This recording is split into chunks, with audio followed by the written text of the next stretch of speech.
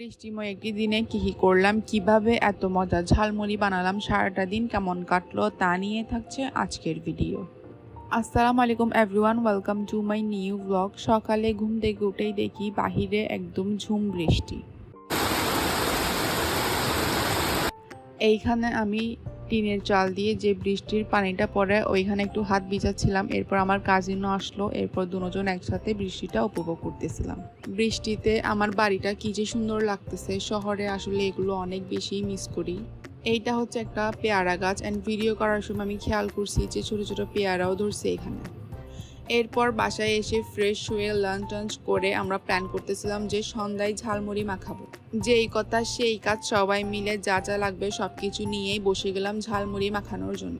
ঝালমুড়ি বানাবে হচ্ছে আমার বোন সামিন। ও অনেক মজা করে ঝালমুড়ি বানাই, অ্যান্ড শুধু ঝালমুড়ি না, ও যেটাই বানাই অনেক বেশি মজা হয়ে যায়। এইখানে ও বানানো স্টার্ট করে দিয়েছে, অ্যান্ড ওর পুদিনা গাছ আছে, তো গাছে থেকে একদম ফ্রেশ পুদিনা এনে ও এখানের মধ্যে অ্যাড করছে।